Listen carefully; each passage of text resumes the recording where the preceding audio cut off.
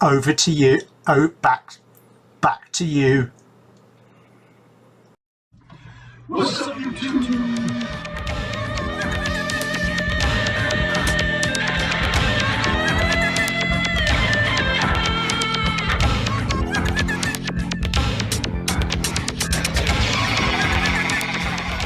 Oh, yes. Yeah, that's good. What's up, YouTube? Hello. Going to make this a quick intro if I can. It's quite a long video. I'm going to watch a whole episode of the Day-to-Day, the first episode, in fact, and it's sensational. I will try and make some intelligent comments as I go. I have, of course, seen this before. It's not a reaction, it's a reaction / review. Quick movie trope. Movie tropes, movie tropes, movie tropes, movie tropes, movie tropes. Zombies. 3 problems with zombies. One, they should have fluids leaking out of them. You never really see fluids leaking out of zombies, apart from when they get shot and a little bit of blood runs down, which wouldn't happen unless they'd only been dead a very short while.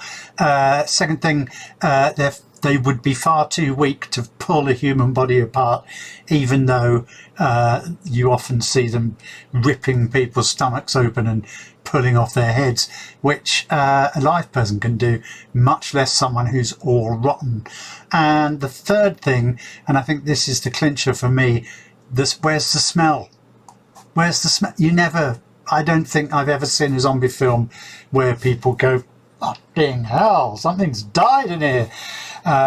Because it would stink. If you've ever had a rat down the back of the fridge or something die, the smell is horrific, and that's just a rat. Imagine thousands of dead people, and apparently there's no odour whatsoever. So that's my movie trope of the week. And we'll push on. Do have a quick time check for you. Let's go to Martin Farr, our correspondent on the edge of time. Martin, you there? Yes. Yes, thank you, Blind. Here at the edge of time, we've got a few issues. Some protesters just broke in. The Just Stop Time protesters threw red confetti all over the energy stream of time. Fortunately, no one was hurt. Police, I'm told, have just removed them. That's giving time some trouble. Everything is running smoothly now. Thank you, Blind. And looks like 11:27 will be touching down any minute now. Okay, thanks for that update. Right, now we go straight over to dive into the Day-to-Day. Let's go for it, shall we? This. The headlines tonight: bottomly refreshed after 3 days on cross, Bransom's clockwork dog crosses Atlantic floor, and sacked chimney sweep pub's boss full of mayonnaise.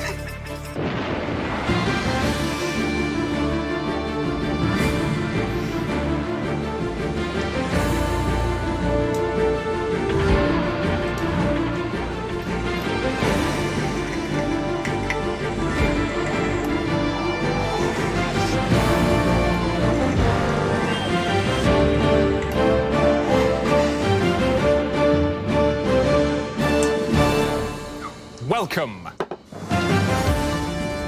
On the Day-to-Day tonight, David Owen emerges shattered from Oliver Reed. I don't think I've ever seen anything quite such, so totally wanton, ghastly, mess, terrible. And Portillo's wife defends crack habit. It's cheap, very cheap. I do think sometimes, which I sort of like, they try and play too many jokes on too many fronts, and that's maybe where it slightly falls flat. But I say I like it because it suits my sense of humour to make stupid jokes. You make a joke and then put a sort of another joke on top of it. and it can get a bit too much. You know, Portillo's wife is a man with a beard, so it's not Portillo's wife, clearly. And Portillo, well, Michael Portillo was gay. I'm going on too much, but I think you get my point. Hello, you. Prince Charles has volunteered to put himself in prison in order to highlight the plight of Britain's jails. The Prince made the announcement at some speech or other he was giving today. He said he wanted to set an example. Some speech or other. The Prince has been preparing for his ordeal for the last 2 months by attending practice prison in a Rolls-Royce factory, sharing his cell with an old school friend. When he starts for real at Brixton next Tuesday, he'll be expected to muck in just like any other convict detained at his mother's pleasure, adopting the regulation haircut and activity programs. The Prince's choice, making a brush. I am determined I'm doing a video. to try at least. And in that sense, it will be My own wife. small contribution towards a vision of Britain. The American serial killer Chapman Baxter is to be executed tonight in the state prison. I don't know if the day-to-day has influenced YouTube or whether, I guess it was ahead of its time, but the way they take news clips out of context and make that a joke is very clever, and was probably the first time it was ever done, really. Prison in Tennessee in the manner of his own choosing. CBN's Barbara Wintergreen reports. Tennessee State Penitentiary. For some, it's death row, but for convicted mass murderer Chapman Baxter, it's the last night at Heartbreak Hotel. Baxter's an Elvis fan, and tomorrow he dies like a king. I always been a poor boy, never done nothing with my life, always taken from any community I've ever been in. I just figure I just want to die glorious. I just want to die like the king, like the only king Elvis Presley. A special death bowl has been installed for this gruesome Presley demise. He died on the toilet full of drugs and cheeseburgers. That's the way I'm going to go. I ain't going to no electric chair, I'm going to the electric toilet. Like Presley, Baxter will gorge on cheeseburgers and drugs until he reaches 650 pounds. The historic weight will trigger the electric current and see Baxter skip dessert. Among those who'll be watching Baxter Historic get weight. is Tennessee Presley Fan Club President Alvin Holler. Some people might say that this was debasing the memory of the king. Do you agree with that? No, ma'am, no. The king did that himself by dying on the john in a big nappy. But a special cheeseburger line in grim Elvabilia has gone on sale to commemorate tomorrow's pan fry. But maybe after today, that is how people will think of the king. You keep it right there. Press and protesters conduct a silent Another Steve Coogan. Excellent character there. you can be right there. vigil outside the special disgrace land, while inside, Baxter chooses his backing vocals. I figured Jailhouse Rock become appropriate. Maybe Are You Lonesome Tonight always moves me to that song. At dawn, all hope of a retrial gone down the pan, Baxter prepares to return to sender. In a few moments' time, America will watch the Presley stand-in eat a sit-down meal with a difference. And if he eats too much, he may come out in a hot flush. So, as Baxter turns as blue as his suede shoes, this is very definitely one burger king with extra fries to go. Barbara Wingreen, CBN News at the Elvicution, Tennessee State Penitentiary. So, yeah, brilliant use of using the style of different news reports.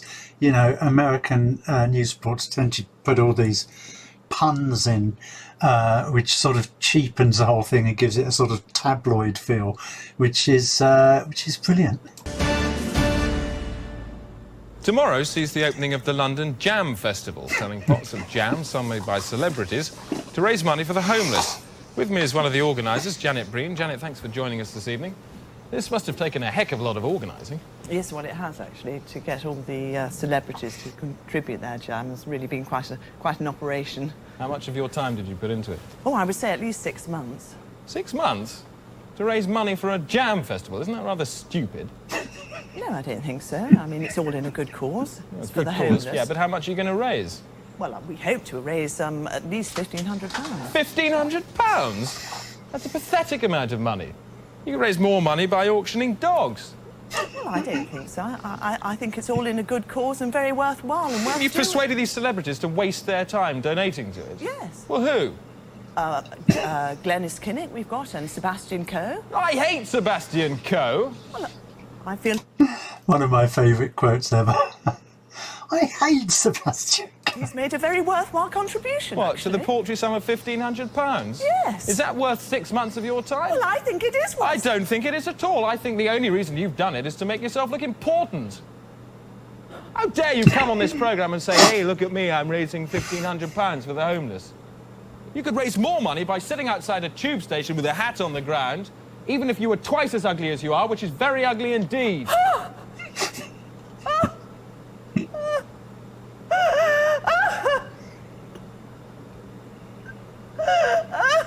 Has this been very upsetting for you?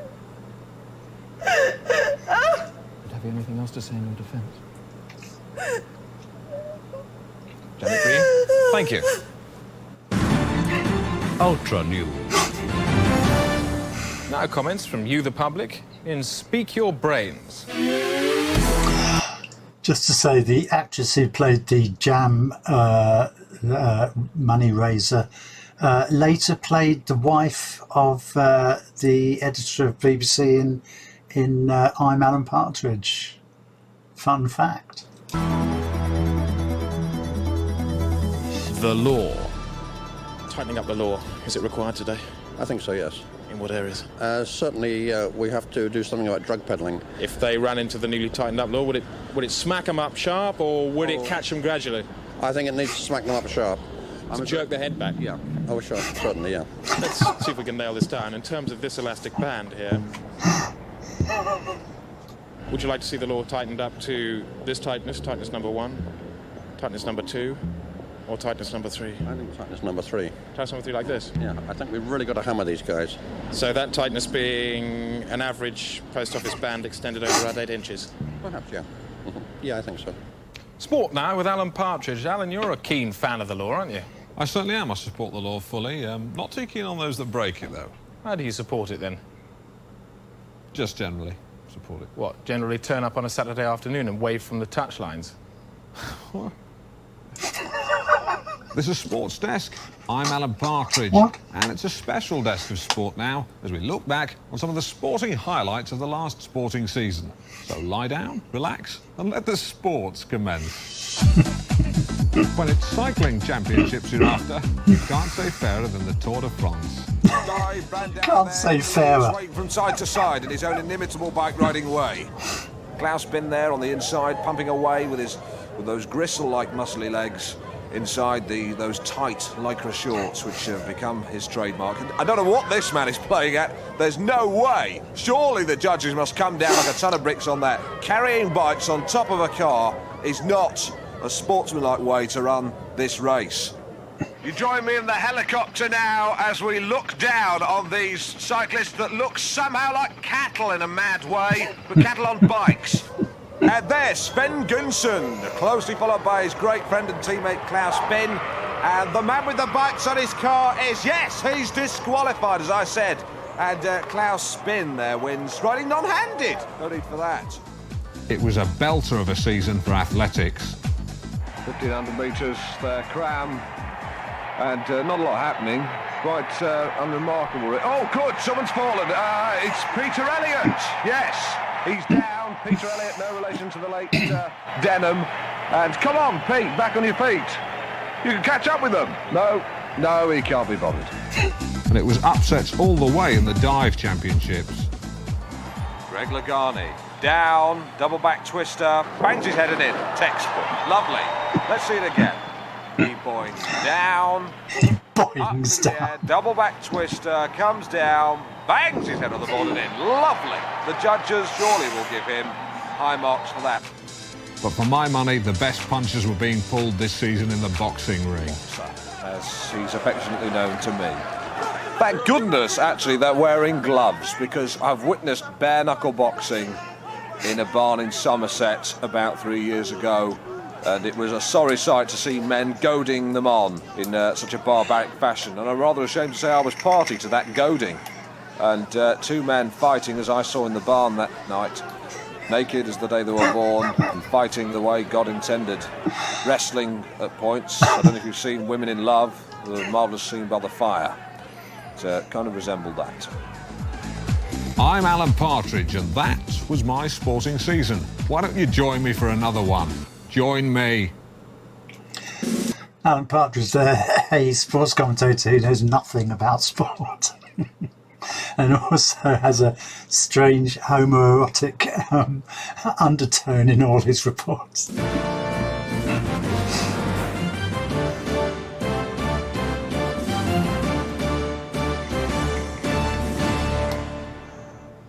Thanks, Alan. Time now for our resident humorist, Brant, the physical cartoonist from the Daily Telegraph, to cast a wry eye at the week's events. And it certainly has been some week, hasn't it, Alan? Yes. And so, with that in mind, Mr. Brant, put us in the picture. Thanks, Chris. Well, this week John Majors had to walk a bit of a political tightrope.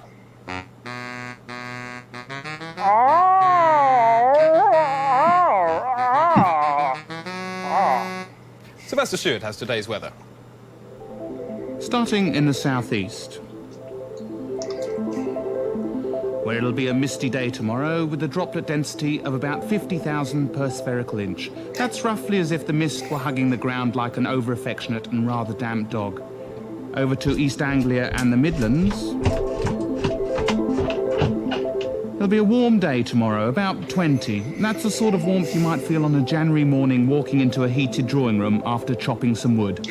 And finally, into the north of England and Scotland.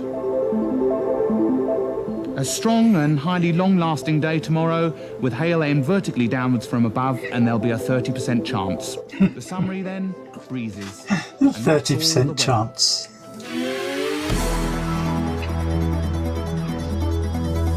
The law. We're looking today at the letter of the law. Any problems? Well, I've just been worried about what I've been watching on TV recently about all these fit-ups. What about a poster campaign to promote the letter of the law? Yeah, I think that'd be a good idea. TV campaign? Yeah, possibly, yeah. How quickly would you like to see this sort of action taken? Poster campaign? Immediately. Immediately? Yes. So here we are in the immediately future, looking at a poster on the wall of the letter of the law. Yeah. Red on blue. What letter is it? What single letter? The letter of the law. What letter is it? No, what letter is it? What letter is it? The letter of the law. J. J, in red on blue. Yeah. Environation from me, Rosie May. Britain is soon to have its first portable cemetery. The cemetery, which opens to the size of a football pitch and features real soil, holds up to 1,000 corpses. The portable cemetery saves waste. Scientists in Alaska have found a gap between the horizon and the Earth. The gap, which is 9 miles across, is believed to have been caused by recent storms which tore the horizon from its moorings. A team of civil engineers has now set off to lash the horizon back down with steel. I'm Rosie May, and this is my planet. Take a look at this. This is St Barley's Church in Coventry. That sequence will be featured in a full report on the Church of England, which is coming up now. If you mention the Church of England to most people, they immediately think of the sacraments and the holy blood of our Lord Jesus Christ. But to many within the Church, there is another ritual, the ritual of the bullying ritual. Ex-curate Peter Litterton was intimidated by his very first vicar. I went to the bathroom to wash after dinner and I found my flannel in the toilet. Another time I went into the bathroom and all the bristles, bar one, had been cut off from my toothbrush. Another time he put bleach in my shaving cream and Mrs. Cape stifled a giggle. I see. This is St Barley's Church in Coventry. Barley's vicar Bobby Skye is a former bully himself, but has now decided to speak out. If a young deacon was being inordinated, then during the inordination ceremony, we would hum during his sermon, so we would be going, and he would be trying to speak and not knowing who was humming. How many of you were humming? About 200 of us, 200 vicars, all going, But while some are brave enough to speak out, others are still quietly being beaten up. Here in the vestry of St Champs in Coventry, we secretly rigged up one of our cameras to record some bad ecclesiastical hurting. I'm sorry, Bishop. I'm sorry, Bishop. Why are you always being such an arse? I don't know, Bishop. I don't know, Bishop. I don't know. Bishop. Fold it properly. Yes, Bishop.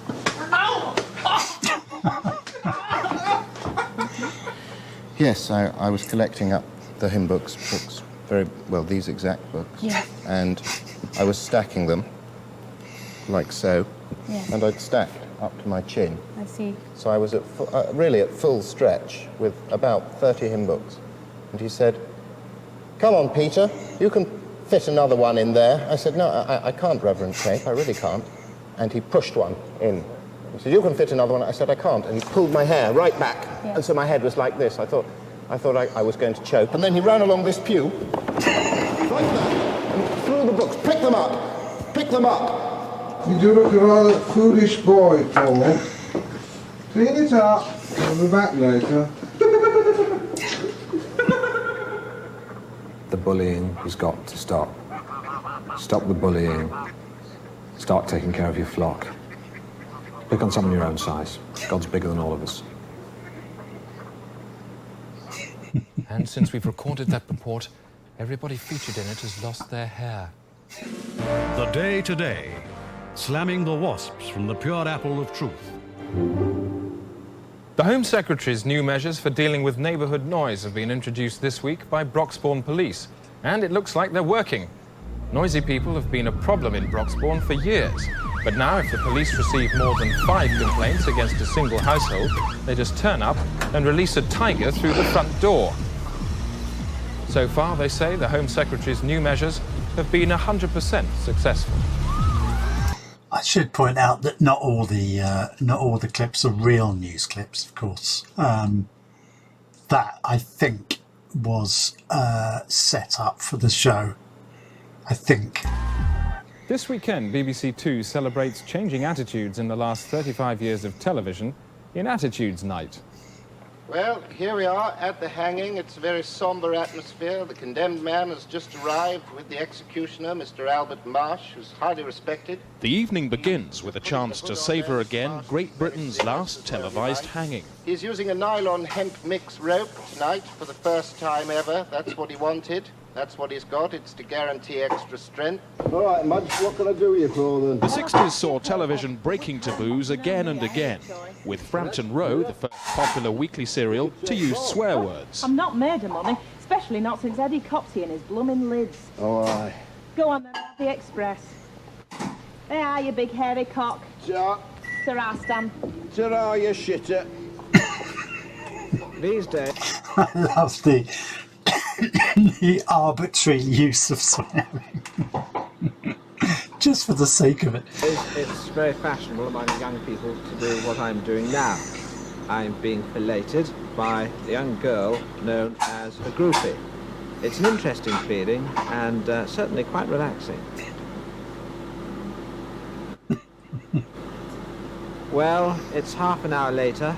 My initial reaction was one of intense joy, but that's now been replaced by a vague feeling of inadequacy and gloom. It's not an experience which I can see catching on, but neither is it one which I regret. But while some programmes broke taboo... I can't believe they did things like that in those days. It's terrible, actually. It's awful. Harvey Weinstein. Others, like Them Next Door, would in time become taboo themselves. What's he want now, eh? Mr. Eddie, I was wondering if I could be borrowing a cup of sugar for my lunch. What did he say? He says he wants you to give him a punch. Oh, all right. You're misunderstanding me. I'm asking for sugar. That is why I'm here. Oh, I can't understand a bleeding word he's saying. He says he wants you to give him a thick ear. Oh, right. No. The same went for Channel 4's Kiddie Stare, the show which featured naked 2-year-olds romping for the pleasure of adults. Must say it's looking in excellent condition. Staring impassively. Yes, the lights have gone out. There, it's a good clean drop. There's the hanging. Well done. Well done. They'll be pleased with that. And to play us out, we have Johnny Stoppard. Johnny, what are you going to play for us tonight? One of the funniest lines ever. Fancy lady. Fancy lady. Well, fancy that. Mrs. Corin Piper bidding you good night. Fancy lady. So join us for the start of the evening with The Hanging. That's Attitudes Night this Friday on BBC Two. Coming up, more cathedral dumping in Leicester. Well, there was two of them, two bishops, to come along and just dumped it here and legged it off down the road. And Manchester police powerless against new weapon menace. Well, basically, one of these and one of these have a range of 50 feet and can bring down a helicopter. Time now for business with Calately Sisters. Thanks, Chris. Take her off the monitor, I don't want to see her face. And no let-up today for British manufacturers. There were large profit slumps for Securivaj and United Ha-Ha, down 6.4, joining Collins Perhaps units on a lower third rung. There was better news for Edgeledge Wedgebarge, who mustered 2.41 up 88 very slightly, but Oxy McGee flew back a ninth, despite a creeping bid from Connected Breath Dumps at 4. On the currency markets, how did the pound fare? A quick glance at the currency cat. Not too well, I'm afraid. There's a disconcerting 47-degree slope against the dollar, yen and Deutschmark. And if we project, in 4 months, the pound leg is effectively amputated, leading to a rogue leg with no hip constituency at all. Overall, then, for tomorrow's markets, good evening. Slightly fractious in the 9s and 7s. Chris. That's about as much as the financial reports mean to me as well. Alternative medicine has been growing steadily in popularity over the last 7.5 years. The latest fad is sending thousands of patients scurrying to a medieval hospital in Dartmouth. Iggy Pop Barker reports. Iggy Pop Barker. Bile chanting. You won't have received this kind of treatment before unless you're 500 years old. The Sanctus Hospital in Dartmouth specialises in medieval healthcare and offers a range of historic remedies at 21st century prices. This should really get rid of the melancholy, yeah? Sore a bit? Physical complaints like the hardened lump on this woman's foot are treated as symptoms of spiritual disorder. I'm going to have an incision here and make the incision all the way round here and the other side and then cut through and then remove this foot, remove that and take it away and bury it with some gooseberries. We've done the tests and... This woman is a witch and is being talked through the drowning procedure. What we'll be doing is we'll be pushing you in the pool. I see. If you sink to the bottom, you clear. If you float to the top, obviously we're going to have to attach some weights to you and drown you. You mean you want me to just walk down? To walk down the stairs. Yeah, and I'll give you a bit of a shove. All right. Take the hand. Take the hand. Dr. Philip Johansson is Europe's leading practitioner of bile chanting. He was one of the 4 doctors and 10 patients killed in this morning's blaze. Firemen say the chances of finding anyone else alive is minimal. Real events shot by chance on amateur cameras are increasingly putting professional news crews out of business. Remedy Malahide reports. A common studio accident, a man being electrocuted in the face by a loose cable.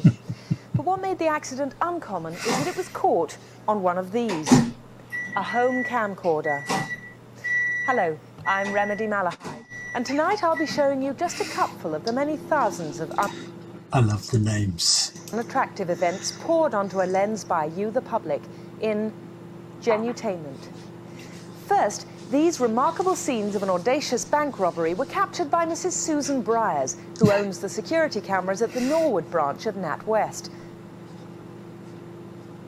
The real capturing happened soon after.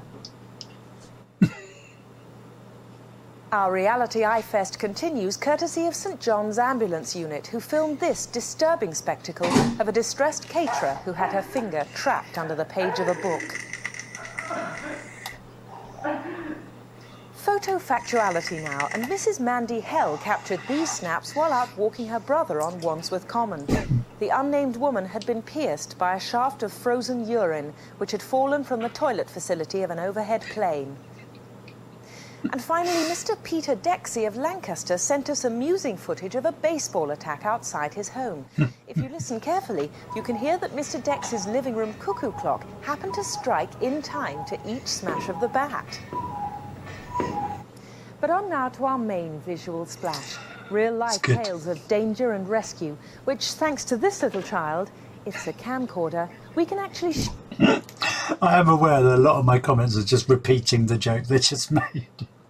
This little child. show you each week on It's Your Blood.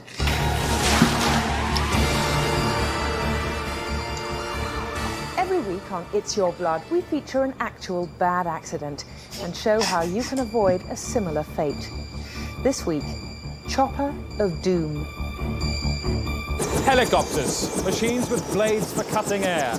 Air that's soft and easy to slice, like human beings. If a helicopter hits the ground at 100 miles an hour, it can be rebuilt. But for a man made of crushable bone and ligaments that tear, it's not quite so easy. In recreating the horrific events of the 12th of December 1992, we persuaded the original victims to face that ordeal again. We also use amateur video footage of the nightmare. All bodily fluids shown are the ones which actually emerged at the time. For this reason and many others, you may find the following sequence produces a very powerful sensation in your brain and body. Farmer Chester Johnson uses a chopper for crop surveillance and he flies it himself. It's 10 o'clock on the birthday of his sheepdog Lindsay. What is crop and Chester surveillance? has planned him a treat. It was a ride in the helicopter. I knew he'd like it, so I decided to video it for him as a memento. What he didn't know was that he and Lindsay were about to make a flight neither of them would ever forget, even if their brains were erased with mind rubbers. At first, everything was normal. They were up and enjoying the ride. It was smooth and exhilarating, like an aerial motorbike. But then Chester decided to look at his watch. A watch we later found to have a dangerous design. The aircraft was now perilously out of control, and to make matters worse, it was heading straight towards a field of children looking for worms. By sheer luck, a member of the public, Mrs. Maureen Tucker, had noticed the helicopter and started shooting these valuable pictures with her own camera. Yeah, massive film camera. Would have cost about 30,000 quid in those days. After 10 minutes, she called for help. Hello, Control Tower. Oh no, it's one of our helicopters out of control. Wonder who that can be. Could be Chester Johnson. And that's got a dog on board. We better call a shepherd then. The steel vulture of Beelzebub was now just seconds away from the children's soft heads.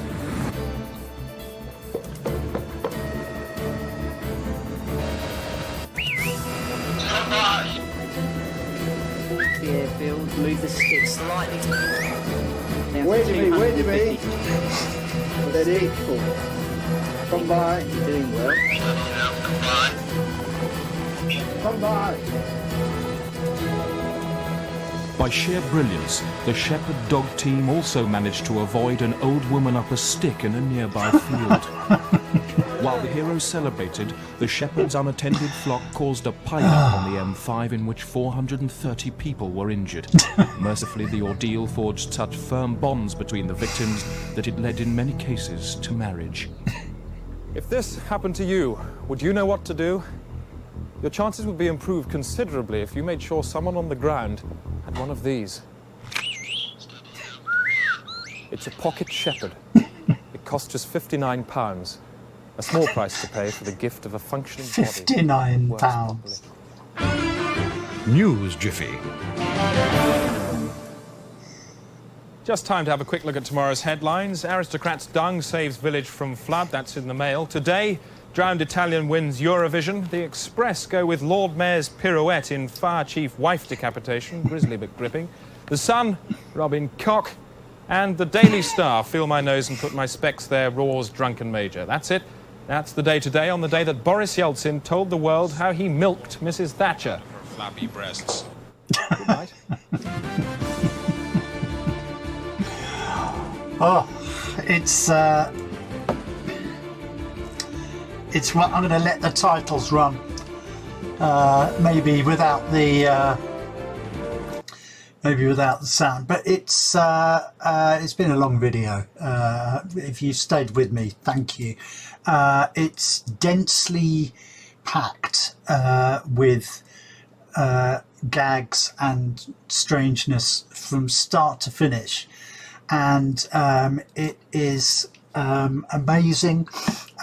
If you're my age, you will know and love the day-to-day. If you are my age and you don't know it, then watch it, because where were you? And if you don't love it, then you're a blinking silly idiot. So watch it, all right, and enjoy it, please. And much like me on my channel, please watch me, like me, subscribe to me, hit the notifications button, leave a comment below. And I'm up to 750 subscribers now. Thank you all if you've recently subscribed, and if you have recently subscribed, just go out and buy yourself a big pint of alcohol if you drink. If you're teetotal, just an orange juice. Yeah, don't really go nowhere. See you next time.